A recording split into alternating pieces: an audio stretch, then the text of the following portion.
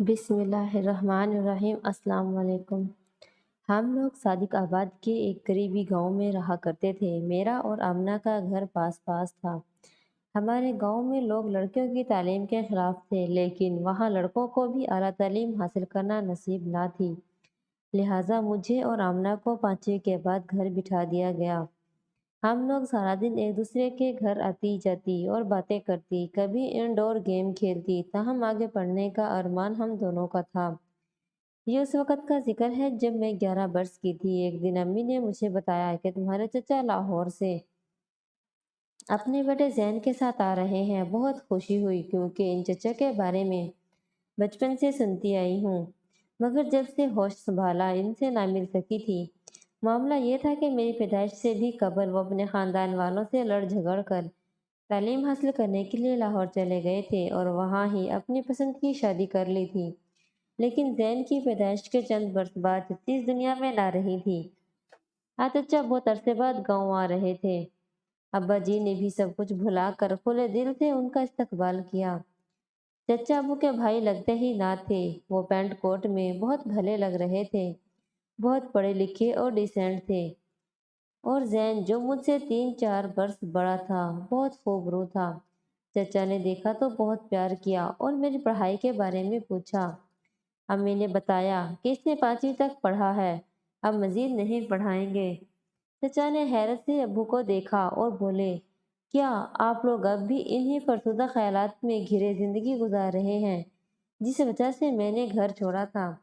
ابا جان چچا سے زیادہ الجھنا نہیں چاہتے تھے، اسی وجہ سے بات کو بدل دیا۔ تاہم چچا کو یہ بات کھٹکے جا رہی تھی کہ اتنی خوش شکل اور سمجھدار لڑکی بیکار گھر کے کام کاج کر کے برباد ہو رہی ہے اور ان پڑھ رہ جانے سے اس کا مستقبل تاریک لگ رہا ہے۔ انہوں نے ارادہ کر لیا کہ میری تعلیم کے لیے ابا جی کو راضی کر کے رہیں گے۔ چچا نے ابو کو منانے کی کوشش شروع کر دی۔ امی بھی کسی حد تک ان کی حمایت کر رہی تھی کیونکہ وہ میرا مستقبل روشن دیکھنا چاہتی تھی اور میں ان کی اکلوتی بیٹی تھی۔ واپس جانے سے پہلے ایک دن چچا نے ابا جی سے بہت بحث کی اور صاف صاف کہہ دیا کہ اگر آپ لوگ اسے تعلیم نہیں دلوا سکتے تو میں اسے اپنے ساتھ لاہور لے جاؤں گا اور وہاں اس کا داخلہ کسی اچھے ادارے میں کرا دوں گا، پھر اس وقت واپس بھیجوں گا جب یہ کچھ بن جائے گی۔ اس وقت آپ لوگ اپنی سوچ پر شرمندہ ہوں گے۔ ابا جی اپنے بھائی کی ضد کے آگے ہار مان گئے۔ انہوں نے مجھے لاہور جانے کی اجازت دے دی۔ جانتی تھی کہ انہوں نے اجازت دل سے نہیں دی تھی، پھر بھی میں جا رہی تھی کیونکہ اپنے والدین کے لیے کچھ کرنا چاہتی تھی۔ چچا نے والد سے میرا خیال رکھنے کا وعدہ کیا۔ جانے سے پہلے آخری بار آمنہ سے ملنے اس کے گھر گئی۔ اسے بتایا کہ میں پڑھنے کو لاہور جا رہی ہوں۔ وہ افسردہ ہو گئی لیکن پھر بولی، نازیہ تم ضرور جاؤ کیونکہ یہاں رہتے ہوئے ہم لڑکیوں کا کوئی مستقبل نہیں ہے۔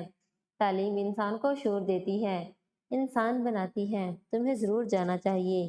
اللہ نے تم کو موقع دیا ہے تعلیم حاصل کرنے کا، یقین ہے تمہارے لیے وہاں جا کر پڑھنا یہاں کی زندگی سے بہتر ہوگا۔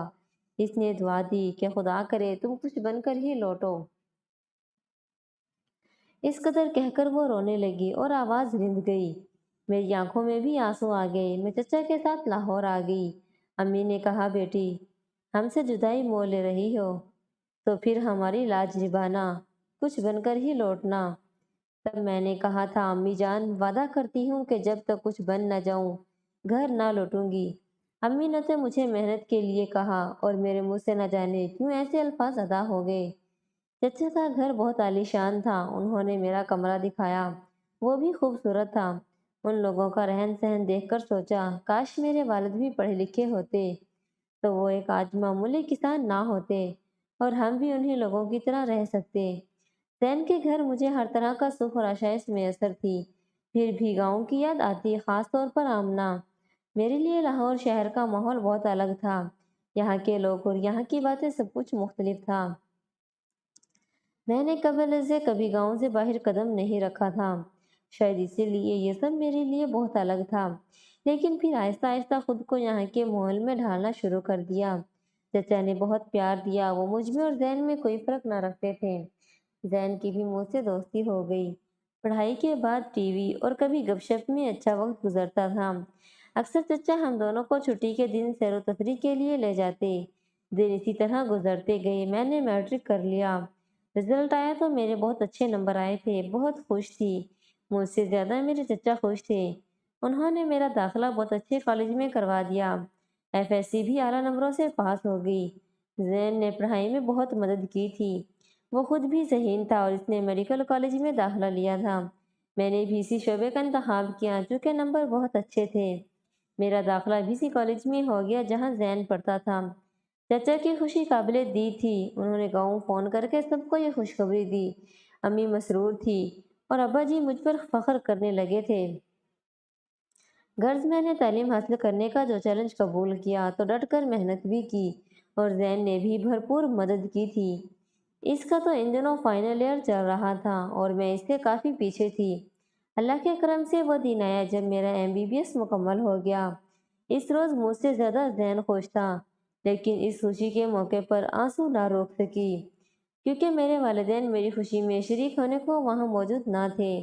اتنے طویل عرصے کے بعد احساس ہوا کہ ان سے کئی برسوں سے جدا ہوں۔ یقیناً انہوں نے بھی جدائی کا کشٹ کاٹا تھا۔ اپنے والد کے گھر سے آتے ہوئے آمنہ سے جو الفاظ نکلے تھے وہ پورے ہوئے کچھ بن کر ہی لوٹوں گی۔ اب وہ اپنا وعدہ پورا کرنے جا رہی تھی۔ اس کے بعد میں نے جاب شروع کر دی اور دوسری طرف زین اپنا ہسپتال بنانے کی کوششوں میں لگا ہوا تھا۔ دن یوں ہی گزرتے جا رہے تھے۔ ایک روز چچا میرے پاس آئے اور کہنے لگے، میں چاہتا ہوں کہ تم ہمیشہ اسی گھر میں رہو۔ ان کا مطلب میں سمجھ گئی تھی۔ وہ مجھے اپنا بہو بنانا چاہ رہے تھے۔ تبھی کہا، چچا جان، جیسے آپ مجھے پیار کرتے ہیں اور بیٹی سمجھتے ہیں، میں بھی آپ سے اتنا ہی پیار کرتی ہوں۔ آپ میرے امی ابو سے بات کریں۔ اگر زین کو اور میرے والدین کو اعتراض نہ ہوگا تو مجھے کیا اعتراض ہو سکتا ہے؟ میری بات سن کر ان کی آنکھوں میں خوشی کے آنسو بھر آئے۔ بیٹی، جیسے کہ پڑھ لکھ کر بھی تم نے مشرقی لڑکی ہونے کا ثبوت دیا ہے، مجھے تم سے زیادہ اچھی اور سمجھدار بہو نہیں ملے گی۔ ہماری گور نصیبی یہ سن کر خوش ہو گئی کیونکہ وہ مجھ سے اور زین سے بہت پیار کرتی تھی اور اب وہ میری جدائی کا خیال کر کے افسردہ تھی۔ چچا نے امی ابو سے بات کی، بھلا ان کو کیا اعتراض ہو سکتا تھا؟ انہوں نے مجھے چچا کو ہی سونپ دیا تھا۔ زین مجھے دل سے چاہتا تھا، اگرچہ چچا ذات نہیں بلکہ بہن کہتا تھا، مگر مشرقی ریت کے مطابق یہ ہماری نکاح سے پہلے کی بات تھی۔ ظاہر ہے نکاح کے معاملے میں تو ہم کزن ہی تھے۔ کچھ دنوں کے بعد زین کا ہسپتال مکمل ہو گیا۔ اس نے ہسپتال کا نام میرے نام پر رکھا۔ پھر ہم گاؤں آ گئے۔ پہلی بار ہمارے ساتھ ہماری گورنس مریم اماں بھی آئی تھی۔ یہ بیوہ خاتون اچھے خاندان سے تھی اور ابو کی منہ بولی ہوئی بہن بنی ہوئی تھی۔ ان کو ان کے دونوں بچوں کو بھی چچا جان نے ہی سہارا دیا تھا۔ جب گھر آئی امی خوشی سے رونے لگی۔ میں بھی ان کے گلے لگ کر رو پڑی۔ کتنے عرصے بعد آج اپنے گھر اور ماں باپ کو دیکھ رہی تھی۔ انہوں نے کہا، گلے لگا کر پیار کیا۔ پھر امی سے میں نے آمنہ کے بارے میں پوچھا تو وہ افسردہ ہو گئی اور یوں گویا ہوئی، بیٹا، جب تم یہاں سے گئی تو آمنہ کافی چپ چاپ سے رہنے لگی تھی۔ کچھ ہی دنوں بعد اس کا رشتہ آ گیا۔ اس لڑکے کا نام جنید تھا۔ شراب اور جوئے جیسی چیزوں کا وہ رسیا تھا۔ جب ہم کو معلوم ہوا، ہم نے آمنہ کے گھر والوں کو آگاہ کیا کہ یہ رشتہ مناسب نہیں ہے، لیکن انہوں نے کسی کی نہ سنی اور آمنہ جیسی معصوم بچی کو اس نشئی کے ہاتھ میں دے دیا۔ وہ خوشحالی کے بل بوتے پر خود تو سارا دن باہر رہتا اور عیاشی کرتا، لیکن آمنہ بیچاری ساس سسر کی لعنت پھٹکار کے وار سہتی رہتی۔ 2 سال بعد اس کے یہاں ایک بیٹی پیدا ہوئی جس پر اس کا شوہر اور زیادہ لاپرواہ ہو گیا۔ اس کا میکے آنا جانا بند تھا۔ اس طرح وہ بیچاری ان کے ظلم ستم برداشت کرتی رہی۔ ایک رات آمنہ کی بیٹی کی طبیعت ٹھیک نہ تھی۔ بچی کو کسی کا چین نہ تھا اور وہ مسلسل رو رہی تھی۔ جنید اسی کمرے میں سو رہا تھا۔ اس کی نیند ٹوٹ گئی تو اچانک ہی اٹھ کے بچی کو مارنے دوڑا۔ تب آمنہ سے برداشت نہ ہوا اور وہ مقابلے پر اتر آئی۔ اس نے کہا، میں خود پر ظلم برداشت کر سکتی ہوں مگر اپنی بیٹی کو تمہارے ظالم ہاتھوں سے پٹتا نہیں دیکھ سکتی۔ شوہر نے حکم دیا تو پھر بیٹی کو لے کر دفع ہو جاؤ اور مجھے سونے دو۔ یہ مسلسل روتی ہے اور مجھے سونے نہیں دیتی۔ آمنہ نے کہا، یہ تمہاری بھی بیٹی ہے، اگر یہ بیمار ہے تو اس کا ذمہ ہم دونوں نے اٹھانا ہے۔ میں اکیلی ہی کرب بھگتوں اور تم سوئے رہو، میں رات کو کہیں نہیں جا سکتی۔